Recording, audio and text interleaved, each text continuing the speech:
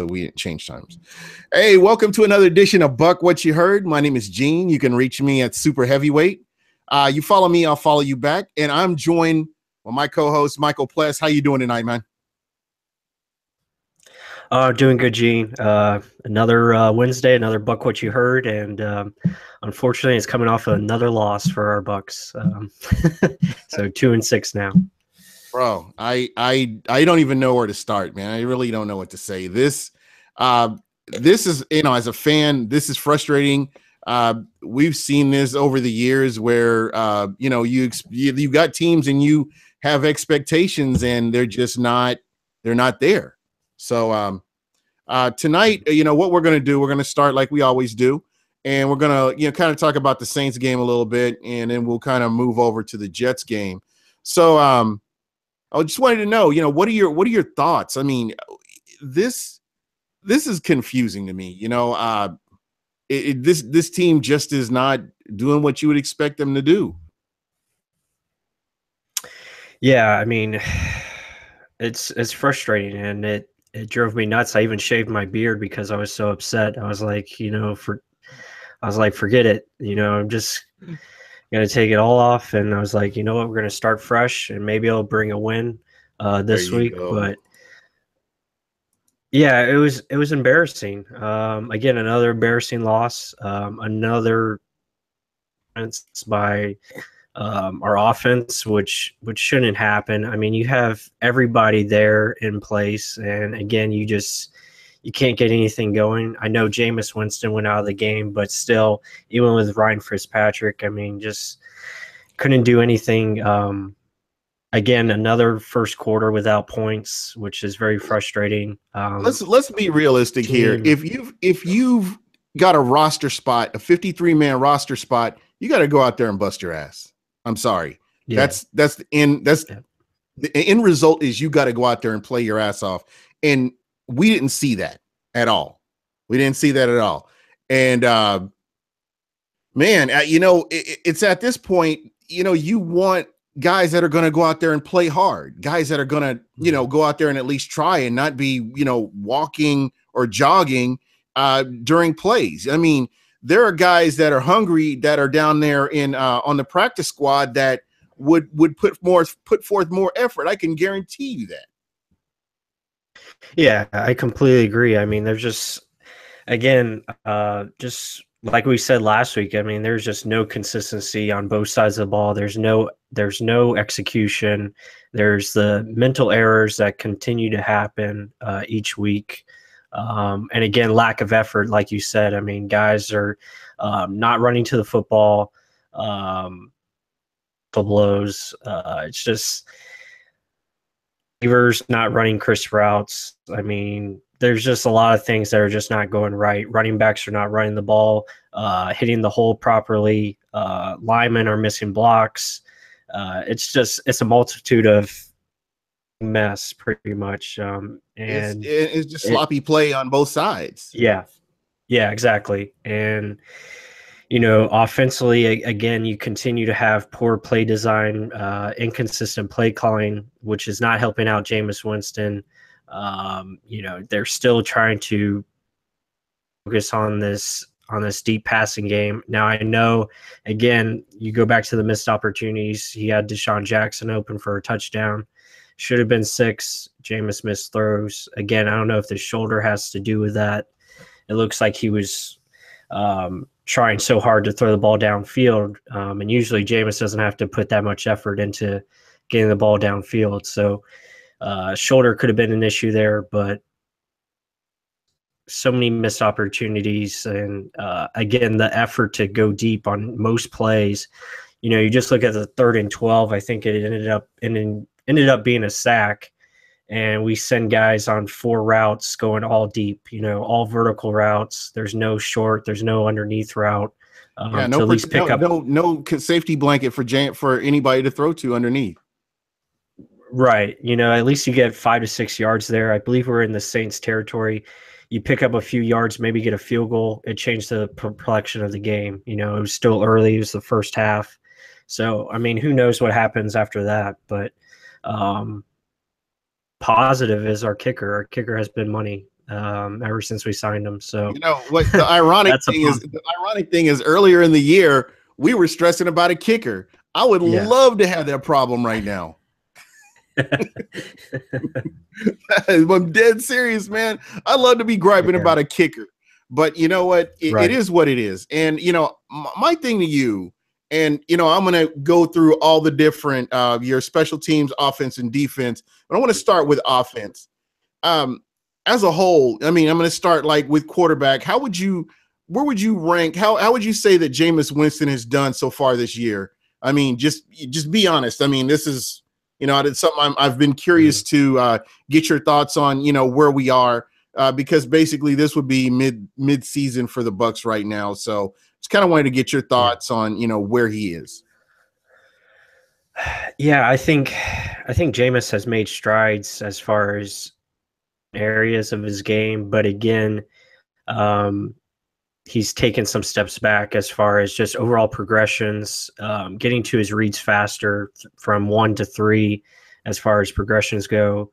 And again, missed opportunities, inaccuracies with the deep ball. Again, focusing too much on trying to get that big play instead of taking what the defense is giving him has been his downfall. And again, also Coach Cutter being involved in this as well, because I think the play design hasn't been good.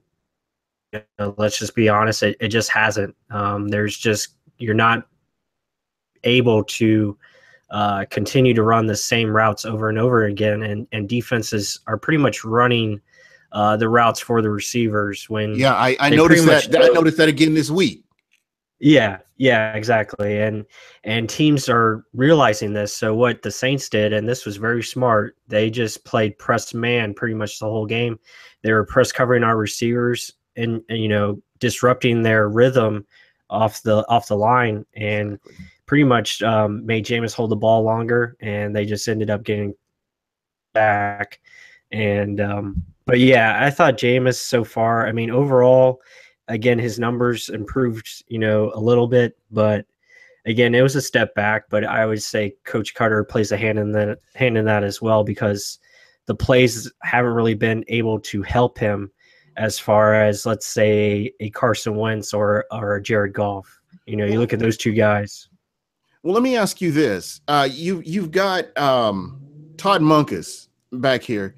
Why aren't they utilizing him more and letting Dirk Cutter focus on the overall management of doing what a head coach does, not just calling plays, but being able to look at some of the details that are being missed on the field? Is that something that should be looked at or something should be talked about? I think that definitely should happen, and I would like to see it happen as soon as possible. I would like to see him give up the play calling, let Todd Monken take over, and allow Dirk Cutter to focus more on the quarterback position and be more involved as far as the offense as a whole goes, especially up front in the trenches, because that's another area that has been so inconsistent this year, from left tackle, left guard, right guard. It's been a mess. Pretty much the only guys that have been playing consistently well is Ali Marpet and DeMar Dotson.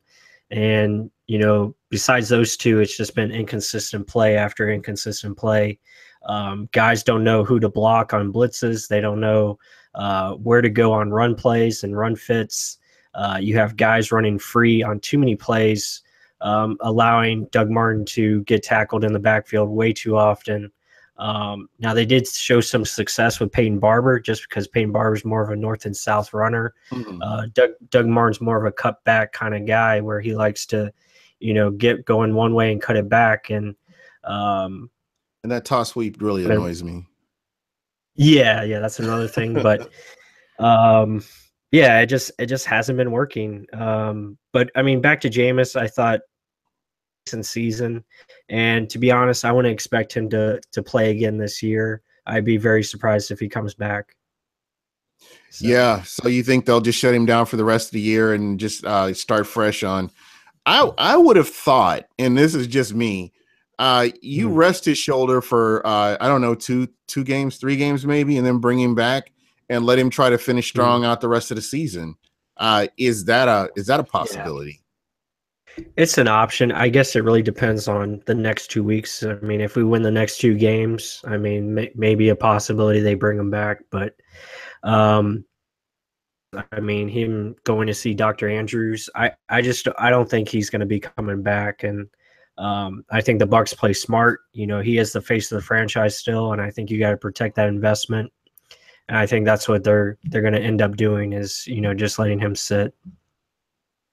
Yeah, and again, I don't have a problem with that. I'd rather have a healthy quarterback than, you know, a injured quarterback who does more damage this year on a lost rest of the season, you know, because basically I just don't see where Tampa can turn this around. Now, I want to ask you also, you know, we're talking about coaching. Have you ever seen where a team had a free fall like what you're seeing now and they were able to turn it around and do something? Do you see that as a possibility, moving forward?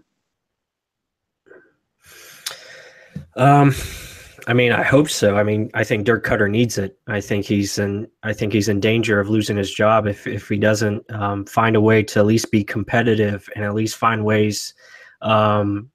You know, I can understand losing games by like, you know, under 10 points. Like if it's, let's say we lost last week, you know, by 7 points, then okay, you know, that's at least it's a better performance. But again, he's got to find a way to get this team to be more consistent and find a way to compete in games. Because getting blown out in the NFL usually means you're going to lose your job. That's just how it goes. I mean, you look at, and you made a point of this, you know, earlier on Facebook about, you know, the 2011 season. Oh God. And I mean, that's what it's looking right. That's what it's looking like right now. I mean, the Bucs started 4-2 and lost 10 straight. And Yeah. again, those games got they got very ugly. I mean, there was blowout losses after blowout losses. And that's something you don't want to see for this team going forward.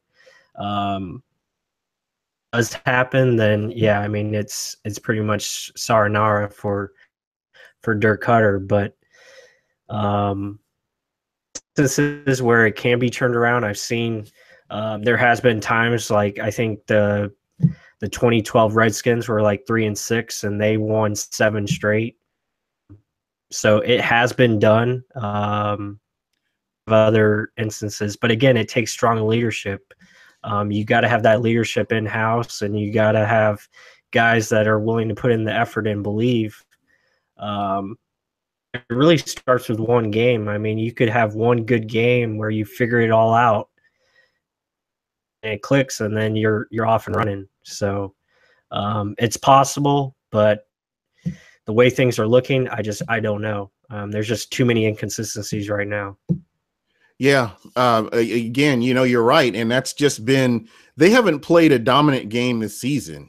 And that's, I don't know, to me, that's really disappointing. You know, at least one signature game that you could kind of hang your hat on and say, hey, they went out from first quarter to fourth quarter and they just dominated.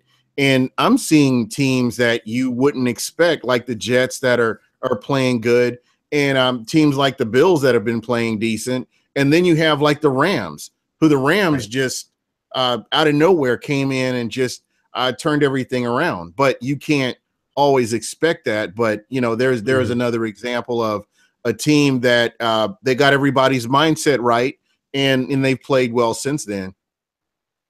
Yeah, let's talk about the Rams a little bit, because you look at the Rams, you know, last season, I think you know, everyone pretty much, you know, involved with the Rams or fan base, they pretty much wanted to get rid of a lot of players. They said Todd Gurley was over the hill. They said Jared Goff was a bust already. There's a lot of players that they wanted to get rid of. I think even Aaron Donald was a possibility of getting rid of. And shows you what a good coaching staff can do. They bring in Sean McVay, who's a very young-minded, great offensive mind. And knows how to be a leader for his team. And they also bring in Wade Phillips, who's been around for a long time, very good defensive mind, and has made that defense more physical and stout. And now are one of the better teams in the league at 6-2, I believe. Yeah, they hung 50 And on somebody last week. yeah, Denver Broncos, who 2 years ago was a Super Bowl champion. So, um, yeah, I mean, it just shows you what good coaching can do, and shows that they're putting players in position to succeed, and they're making things easy for Jared Goff. Same thing with the Philadelphia Eagles and Carson Wentz. I mentioned it before. They just give options to Carson Wentz, and it's really simple. They make it simple for him to be successful, and it's pretty much two reads, and he takes whichever one is open, and that's pretty much all he has to do in the passing game. They make it very, not very difficult. They run the football very consistently. I believe they average over 5 yards on carry on first down, which is really good. I mean, they find ways to make it manageable, and that's something the Bucs just haven't been able to do this year. They're always in third and long situations, and you're not going to be successful in those situations at all. Yeah, I totally agree with you. Two Scoops was asking he was asking, does it seem like it's our players aren't playing for the coaches, Mike Smith and Dirk Cutter? Would you? I don't know how I feel about that, because I've seen like Deshaun Jackson's been running wide open. I've seen several times where OJ Howard's running wide open. He's continually putting forth effort. I don't know. I get, it's like they just are. I guess what you can say is they haven't bought into the system. Would you say that's a fair assessment? I wouldn't say they haven't bought into the system. I think players are in, but I mean, I wouldn't say they're not playing for the coaches. I think there's definitely disconnect. I think there's miscommunications on both sides. But I wouldn't say they're not playing. I mean, they have a job to do and they earn a paycheck. But again, it just comes down to execution. Guys are just not executing. Whether they're not prepared, I don't know. It sure seems like they're not prepared, because they come out flat every week and lay a goose egg in the first quarter, which is not good. And they play from behind. Playing from behind because your offense can't score in the first half. You're consistently getting 3 and outs, which is leading to your defense being tired pretty much the whole game, and it's just not good. There's no complimentary football. This week it's special teams getting a block kick. You have a touchdown return back. So I wouldn't say they're not playing for the coaches. I mean, maybe some guys are not playing as good as they can. I think that's pretty much what it comes down to. Guys are just under.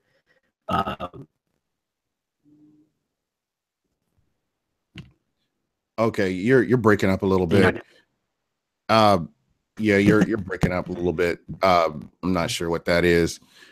You know what, that makes sense. I've seen what you're talking about, where players are they're missing assignments, or they miss a tackle, and the missed tackles have been killing the Bucs a lot. I don't want to focus on the negative, but here's where we are. This team coming out of the gate, they picked the Tampa Bay Buccaneers to be a playoff team. I looked at the Tampa Bay Buccaneers as a team that was going to win a lot of games, that they were improving from last season, and what we've seen this season is regression from last season. Yeah. To your question, Two Scoops, me personally, let's see. Let's please not lie. It's time to think towards the draft and hope we get. Okay. Back to what I was saying. It just seems like this team is, they're just not playing to where they're supposed to. Yeah, no, a lot of guys are underperforming. I mean, there's just guys are just not doing their jobs. I mean, it's the line, they're just not performing. A lot of guys that we are expected to perform are just not producing. Vernon Hargreaves, inconsistent. He's been better the last 3 weeks, and now I don't know. And then safety play has been up and down. Again, you have a rookie back there who I think is doing a pretty good job for being a rookie. Now, again, he's making mistakes, sure, but so is the rest of the defense. So he's not alone there. And again, offensively, there's no identity. You just don't know what they are. Are we running the football and then using play action? I haven't seen it. Are we going 5 wide? I don't know. It just seems like it's up and down every week, and they really just don't know who they are as the team. And when you have that, how are you supposed to be consistent as a team? Yeah. I look at it this way, man. There's just a disconnect all over the field. Special teams, defense, offense. There's just they're not playing as a unit. They're not playing as a team. And there's I can't.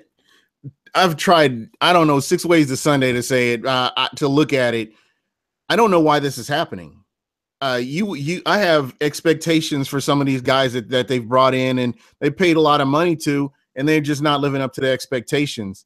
So, I mean, if you line these guys up, offense first, would you bring, if you're the head coach, would you bring all these guys back next year?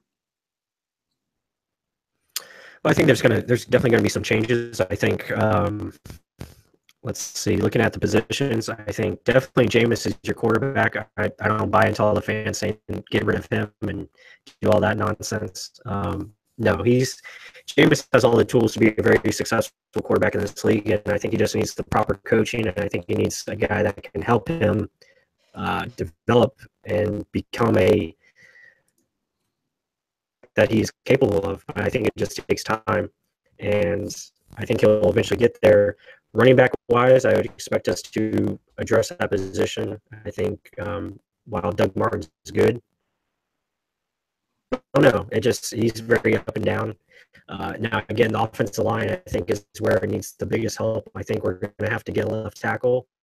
I was wrong on Donovan Smith. I thought he was going to turn around this year, but for whatever reason, he just can't find that consistency that he needs, and it's just way too up and down for me. So I think that position has to be addressed. I think we need a guard as well. I do like Ali Marpet as center. I think he can be a very good center.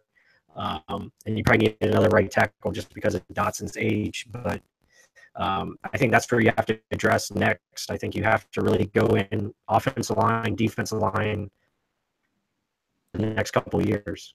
Yeah, most definitely. And again, the running game is just, I don't know, that's probably, to me, and maybe I'm wrong, that's been the most frustrating part of this season, has been the running game. I expected so much more out of the running game to really help the rest of the offense. And, with some of the play calling, me and you, we could just sit here and watch the game and predict what plays are getting ready to come next. And me being some jerk that does a podcast that doesn't know head from his toes, that's bad when I can sit here and tell you what plays getting ready to be run next. It's not good when you run the same toss play out of the same formation every time. I mean, every time they're in the same formation, they run that toss play, and it goes nowhere. I mean, it's predictable formations, and the defense already knows what play is coming.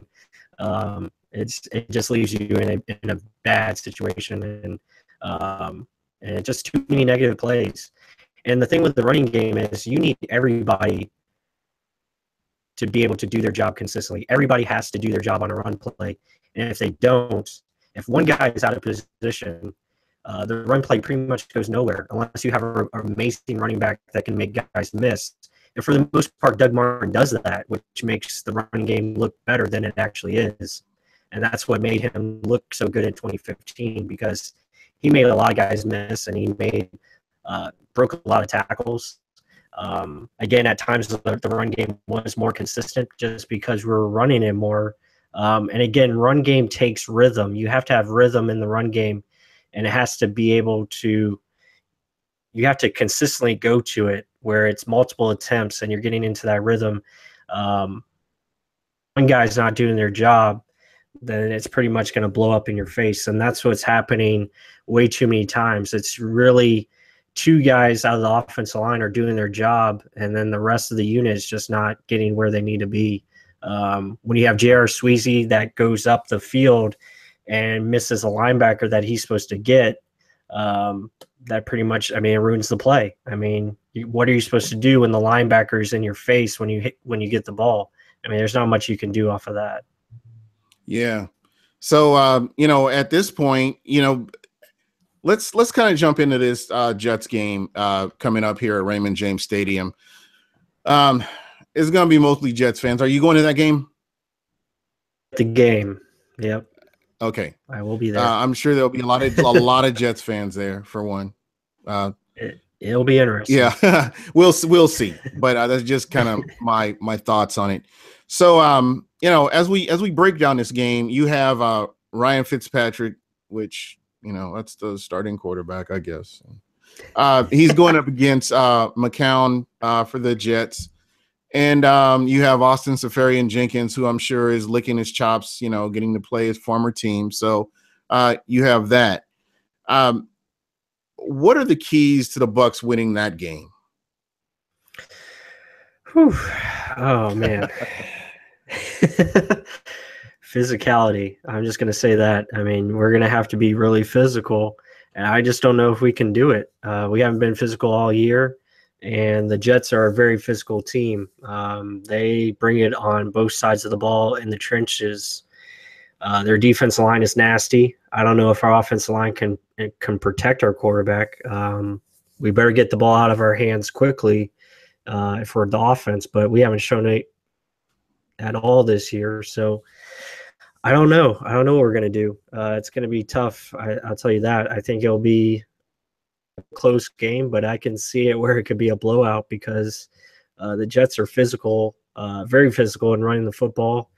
And then they bring the pressure. I mean, they know how to get pressure on the quarterback. And I feel bad for Fitzpatrick. I'm just hoping he can get the ball out quickly and we can find ways to manufacture offense, because we're going to have to be able to do that and keep our defense off the field.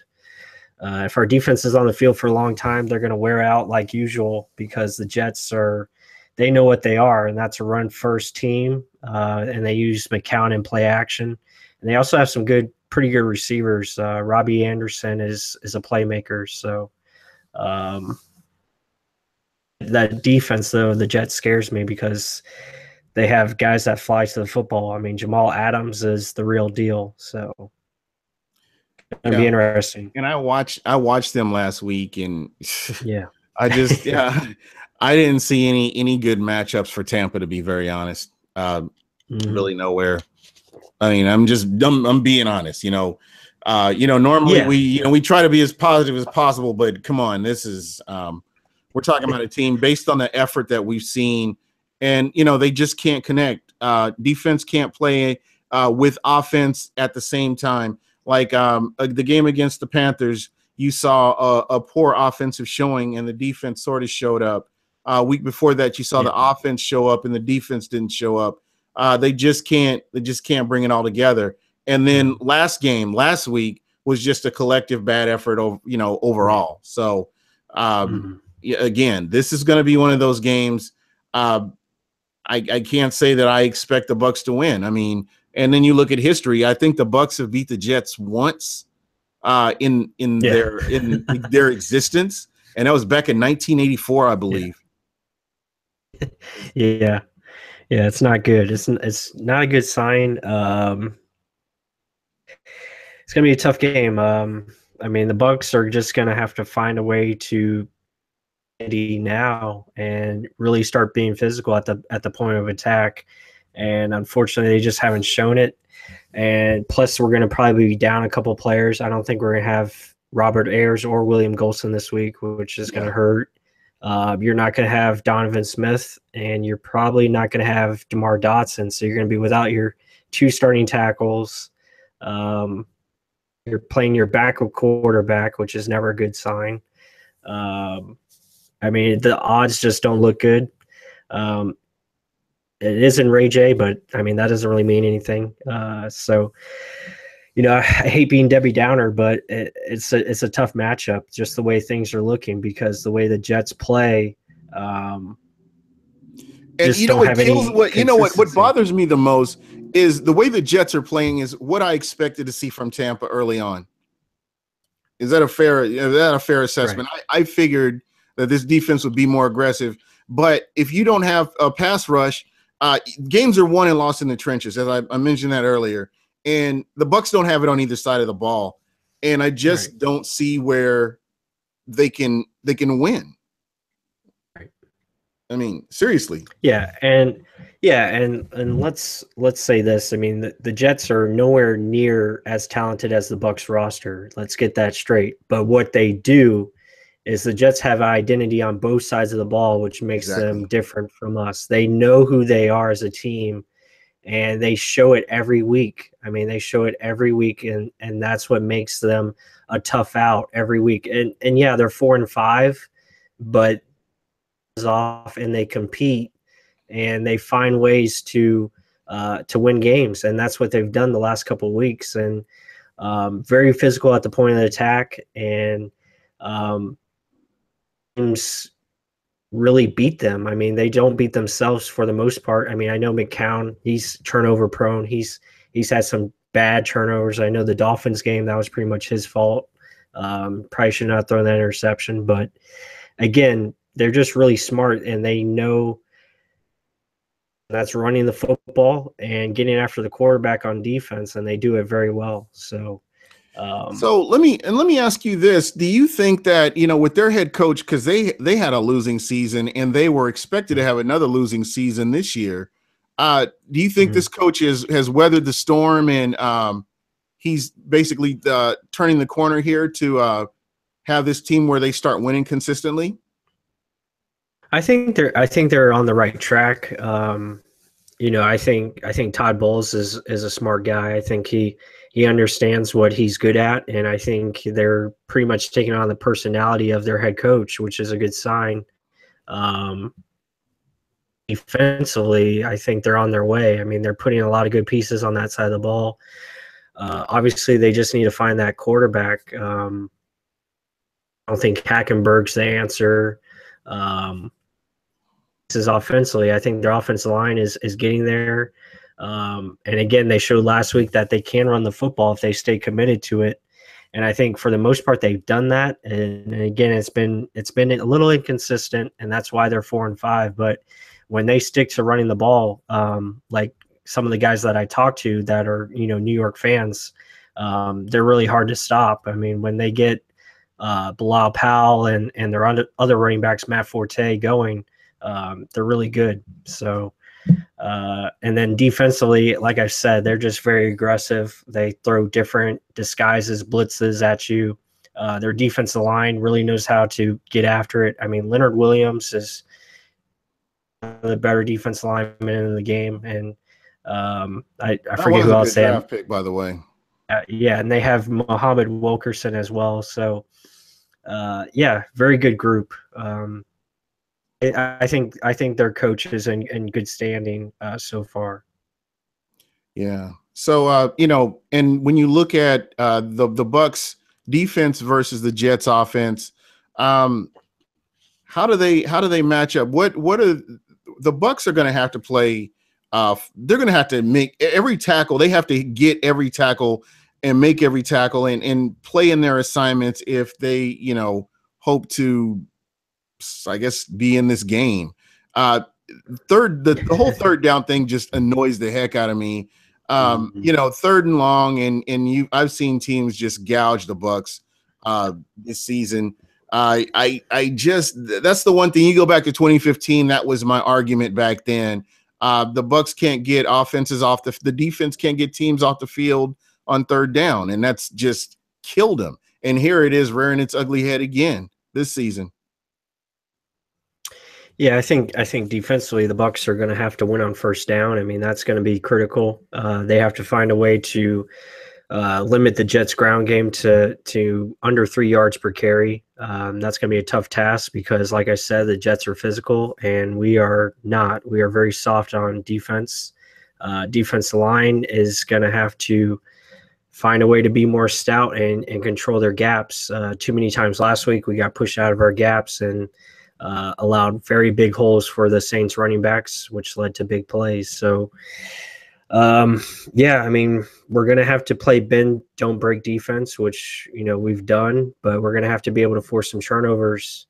I see us stay in this game. We got to find a way to get turnovers and And hopefully, McCown makes some mistakes, because I think that's the only way of staying in this game and giving our offensive opportunity to capitalize. And hopefully they can.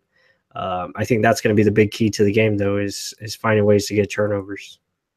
Yeah, I totally agree with you right there. That's that's the only thing that I can really think of, is hoping that McCown has played solid. But the one thing that I've noticed about McCown this year is when he's had a pocket and he's had time to throw, he's carving teams up.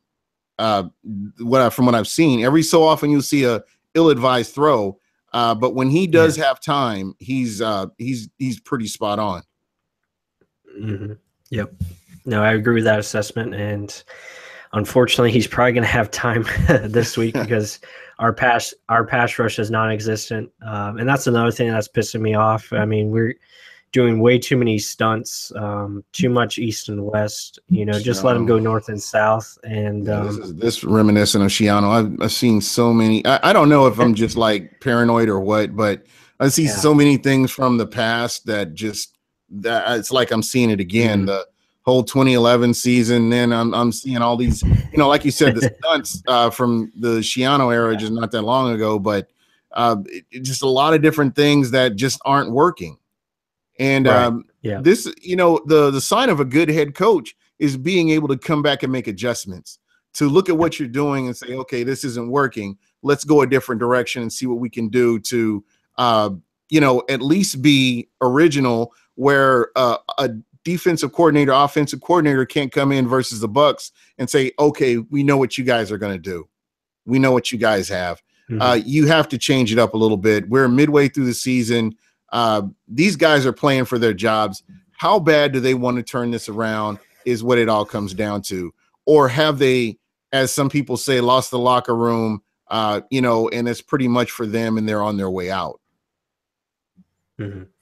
Yeah, and let's go back to the stunts. I mean, and again, against the Saints, it was like 2nd and 17, and they run a 3-man rush. I mean, what the hell is that? I mean, go after the quarterback with 4 guys and try to put some pressure on the quarterback. That's not a time to play soft. And what ends up happening, Drew Brees, he has plenty of time in the pocket, tight end, and they get a first down. And it's, just stuff like that. I mean, there's no reason for us to be playing 3-man rush and then doing stunts on top of that, using McCoy as the stunt guy and all of this, and then you're sending blitzes in, and Quan Alexander is getting in the way of McCoy as McCoy is going to the right, and Alexander can't get to the quarterback in time, and again it leads to first downs. I mean, just simple things like that. I mean, McCoy should never be going to the left on any play. He should be going up the field and trying to disrupt and get after the quarterback. That's when he's at his best. And for whatever reason, we're just not utilizing that. And I know, again, there's no help from the outside on the edge rush as far as our defensive ends. But still, you got to let your best players just go up the field and try to make plays. It's very disappointing. As far as the team quitting, I don't know. I mean, apparently around the league, our guys do quit. So I don't know. I mean, if we quit, then that's then we have bigger issues. Absolutely. Pretty much cleaning house, and unfortunately, blow the whole thing up. Got to throw the whole team away. Unfortunately, I think that is where it's heading as far as the coaching staff. If this continues, there's definitely going to be changes with the head coach, and I don't want to see that. I'm the last guy that wants to see another coaching change, as most Bucs fans don't want another change because it kind of sets you back. But again, if then he's not the right guy, and you have to figure that out. But I just don't know. I don't know where we go from here. Yeah, I'm kind of with you. It's something I think I touched on last week, but just, more so, who's in the locker room? Who's that? Obviously it's not Jameis right now, but who's in the locker room that's telling everybody, hey, we need to put all this together? Because isn't that normally where your changes happen, in the locker room a secret team meeting or something like that where everybody gets together and they decide they want to play together as a collective unit. We're just not seeing that. It's like everybody's got their own thing going on. I don't know. And again, the lack of communication, still from day one till now, we haven't seen that cohesive unit. We've seen limited communication, missed tackles, and just people playing out of position, which are things that you normally clean up in preseason and training camp. Yeah, and it goes back. I go back to Dirk Cutter, and for whatever reason, the guy he looks defeated. I mean, he looks very defeated. His body language is not looking good. Press conference today, I mean, he's talking about being confused. That's not a good sign. Whenever you say the word whenever you're using words confused or, disgusted or, frustration, I can understand, but confused, that's not a positive and it's not a good look for him. And for whatever reason, I just don't think he has control of this team right now. I think, I don't know. I don't know where they go. And unfortunately, I think a coaching change is going to happen, because someone needs to come in here and put the fear into these guys that, demands their respect and demands them to give them their absolute best every week. And I just don't think that's happening. I haven't seen it. These slow starts, they just shouldn't be happening. I mean, you guys are paid to do a job, and for whatever reason, the job is not getting done consistently week in and week out. I don't know. I'm confused myself. It's you and me both. You can't really put your finger on what exactly it is, because it's so many different things going on. You're just not sure. Yeah. The one thing that that strikes me is you see some coaches that come in and they're able to turn things around, and we thought we were seeing that last season. And now when diversity hits, it gives you an idea of who this team really is. And some teams get punched in the mouth, they get up and they fight back, but we're just not seeing that right now. And again, is there a player out there, or I was hoping and praying it was Quan Alexander who could get everybody together, get everybody fired up, and get them out, going out there and playing. But we just, we haven't seen it where they're playing as a collective unit. So again, the season, I don't know, it's been disappointing up to this point, and hopefully they can turn it around. That's pretty much all I can say at this point about it. Yeah, I mean, the changes have to start now. And like I said, I think what they need to focus on is just finding an identity. You have to find out what you want to be as a football team, and they need to start that this week. Really get back to the basics and really just strip everything down and just go at it, square one. Just focus on blocking, tackling, and playing smart football. And what they have to do, they have to find a way to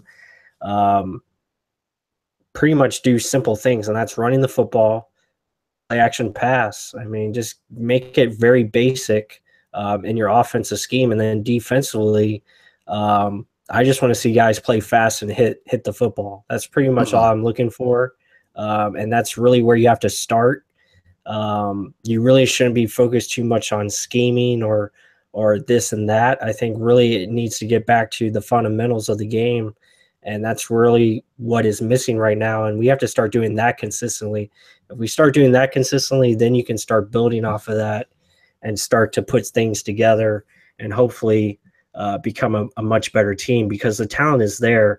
There's no question that this team has talent, as they've shown last year. But again, those things consistently, when you're missing tackles, missing passes, missing running opportunities, here and there, it's just very hard to be successful. It doesn't matter what the scheme is. You're just not going to be able to do it. Yeah, absolutely. And do last question. I'm I really don't have a whole lot this week because, again, we just kind of have to wait and see. We're just basically rehashing some of the stuff we talked about last week, this week, just a different team. We're seeing a lot of the same things over and over again. Do you think this team came in overconfident and when things didn't start working for them, it kind of deflated them and they weren't able to recover from it? Is that a possibility? It's definitely a possibility. You had the whole Hard Knocks thing. You had a lot of hype this offseason. A lot of guys, talking them up from national media to local media, myself included, yourself. I mean, we all expected this team to be, we all expected this team to be a playoff contender and get over that hump and make the playoffs. We all thought that the talent was there. Same thing with his coaching staff and the players. Overconfident could definitely have crept in. They definitely could have bought into the hype a little bit and got a little complacent. And it definitely looks that way because it just seems like the work hasn't been putting in consistently each week. And that could be the cause for the flat starts, Now, let me ask you, and just on kind of tie into that a little bit. How have the practices been? I haven't really heard a lot about, throughout the season up to this point.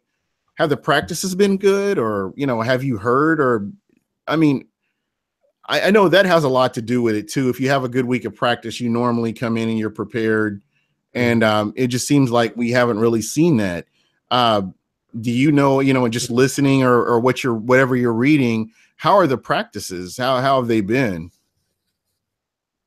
They've been better. Again, it's inconsistent, like the team. They've been inconsistent at practice. They've been inconsistent on game week. But, you go back to and Pewter Report, they brought up a good point about this of their training camp. The training camp was very soft, like they've stated before. There was no live tackling. There was no goal line. Very soft as far as a training camp goes. Probably one of the softest training camps in a long time. And I know Dirk Cutter wanted everybody to be healthy, to start the season. But again, it just shows we're struggling against stopping the run, why we're struggling to run the football, because guys just weren't physical in training camp. And it's really hurt this team. It showed up in preseason, and I probably should have looked at it closer, because we were struggling with pretty much the same things we're struggling with now in preseason, and it really hasn't changed. So all ties in together. I think it's yeah, you're right. And that's really good insight, as far as what you're seeing with this Buccaneers team. So I wanted to kind of touch on what articles do you have coming up on the Real Bucs Talk?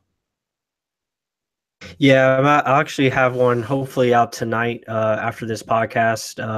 Trying to finish that up. It's pretty much what my thoughts are, and it's pretty much deja vu for this Bucs team of what we got going on. It just seems like whenever this team gets high expectations, it's just a disappointing season for whatever reason. That's why we brought up the 2011 season, coming off a 10-6 team. And then, we expected to take that next step, and it just all goes downhill. Pretty much rehash what I saw in the Saints game. And again, it's just a lot of missed opportunities. And then over the weekend, I'm probably going to come out with not even about the Jets game, because that's what it is. It is what it is for the Jets week. But what this team needs to do to find a way to get back to winning football, and what this team needs to do going forward and going into next year, because I'm pretty much looking at this season as pretty much a lost season. I don't think they're going to be able to do much to turn it around as far as a winning record. Pretty much looking as a losing year. So pretty much looking at what steps needs to be taken in the offseason, whether that's getting a president of football of operations, like a Derek Brooks, or, kind of similar to John Elway of the Broncos. So, just looking at something along those lines. And the big question that I know everybody's asking you on Twitter, I've seen it a couple of times. Uh, Jason Light, Dirk Cutter, Mike Smith, if they can turn this around, do they come back? Do you see them coming back? Yeah, I think if they win, let's say that there's 8 games left, so let's say they win 6 out of 8. I think there's definitely a chance they give another shot. But again, there's going to have to be drastic improvement. If you continue to see the same things with the slow starts, especially in the first quarter on offense and defense, I think it's not a good sign for Dirk Cutter or Jason Light. Jason Light's up for contract, so that's really going to play a big part of it. I mean, if they want to bring back Jason Light and give him a new head coach to look for, that will be a possibility. I think someone is going to get fired regardless. I think Mike Smith is probably likely, as the way the defense has been so inconsistent. There's definitely going to be changes on the offensive side of the ball as well. Coaching staff wise, I think line and your defensive line coaches are definitely going to be replaced. I also think the training staff needs to be looked at as well. Why do you say that? As far as the training staff, why do you say that? There's way too many inconsistencies along the injury front. I think there's guys are getting hurt when they just really shouldn't be. I think guys need to be in better shape. I just think there's just too many things. I think the whole Quan Alexander injury was a little mind-boggling. I don't think it should take him that long, especially for a hamstring. Again, I don't know all the details, but that are just taking way too long for this team, and they're reoccurring as well. And I would just like to see a better training staff in there. I think I can tell you from experience, as far as a hamstring goes, I can't argue with what they've done, because I've hurt my hamstring before, and it's a pain to try to walk or do anything. And I was fine after like maybe 2.5 weeks. I came back, going back, doing everything that I was doing, and re-injured it again. And it just, I don't know. I think they're being, I think it's a precaution because of what a huge part he is on that defense. And, that right there, I didn't have a problem with, but you're right. Mm-hmm. There have been a lot of injuries that I don't know if they're not, I'm not sure what it is, but you may be right. I have to, kind of look at that as far as the training staff goes. I think you're onto something I never really thought about, but it's definitely something worth looking into. Mm-hmm. But yeah, I mean, just changes. I think they're definitely possibility. I think it starts with Jason Light though, because of his contract and pretty much what they decide to do with him. I think if Jason Light goes, then obviously the coaching staff is going to be following suit. Going to have to show drastic improvement. Well, let me ask you this then. I mean, if Jason Light's gone, are there general managers out there waiting in the wings that you could see coming in here? I mean, just off the top of your head? Possibilities. There's guys available. I don't have exact names right now, but I see. I mean, there's guys that. Yeah, I mean, there's guys I would be interested for sure that we could. Is a good list. I think there's a lot of young guys out there. I tell you what, let's do this next week. It's your homework. If you can give me a couple of names just to kind of throw out there for the listeners to hey, this is a potential, but I don't want to look in that direction. But I do want to put those names out there, because that is what everybody's talking about right now, and it's definitely something worth keeping our eye on. And hopefully it's something that, they can come together and say, hey, let's turn this around and point this in the right direction.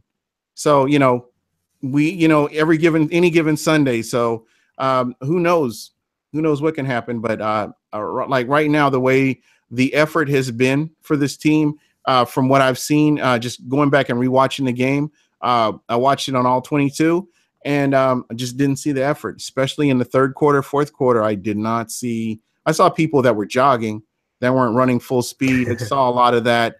And I don't know. I mean, that's your job to go out there and play. And I know you're getting waxed, but still you have to go out there and put in the effort. If not, like I said earlier in the show, there are guys on the practice squad that are hungry to play. They want to make a name in the NFL, and they would come in and put in maximum effort. So there's always, just thinking that way. I would really think that these guys are in a good position to where they can actually do something. So, you're on a 53-man roster. Go out there and play your position. Yeah, absolutely. And as far as that list goes, I'll actually have that probably in one of my articles coming out this weekend. So I'll definitely have that homework completed, and we can talk about it all you want as far as next week's show. And actually, my co-partner Mark, he's on board for the John Gruden. He wants Gruden back. He's on board for that. With all the millions this guy makes to sit in the booth, do you really think that he's gonna? Yeah, it's more of a dream. Mark, he just, and I kind of agree with him, but then again, I'm not sure. Again, I think if you get a John Gruden, you're gonna have to put the right pieces around him for him to be successful. You have to make sure he's got the right personnel guy, where he can just solely focus on coaching.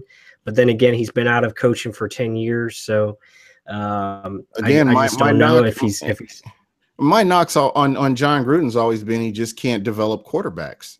He's good with veteran quarterbacks. He's really good with veteran quarterbacks, Rich Gannon. But just the opportunities that he's had to get that franchise quarterback and groom him in his image, I've never seen it, When he was here, he had a lot of different quarterbacks come through Tampa that didn't pan out to really be anything other than a bunch of journeyman quarterbacks as they kind of bounced around the league. I just didn't see that. So I don't know. It's just something interesting to talk about, throughout the season, kind of get our minds off of this 2-win season so far. So yeah, definitely something to go in a different direction with. Yeah. But anyway, that's pretty much it for me. Folks, thank you so much for listening. And I will say this to everybody that's listened or is going to listen. It's frustrating. I understand that. It's hard work being a Bucs fan sometimes. And, for whatever reason, we hang in there and we keep doing it. Going through the 80s to the 90s to the good times, the bad times. And here we are back in the bad times again, it's just that fan base, again, I would love to see this team turning around, and hopefully they can. I'm looking for consistency personally. And me and you preached this all last year. You got to keep, you got to stay the course. But what we're seeing right now is unacceptable when you're not getting maximum effort from your players. So that kind of factors into what direction you go. But would really hate to see him blow this team up. But again, I'm about the wins and losses personally, and I want to see this team winning again, and that's the most important thing right now. So it kind of all depends how you look at it. But anyway, thanks for checking us out. Oh, and big news, I will be doing orders for T-shirts again. If anybody's interested, hit me up on Twitter or hit me up on my email, buckwhatyouheard@gmail.com, and let me know your size, and we'll talk. Anyway, that's pretty much it for me, Michael Pless. As usual, thank you for being the offensive and defensive coordinator that you are, and I appreciate it. So that's it for us, everybody. Thank you, and peace, and enjoy that Jets game if you can.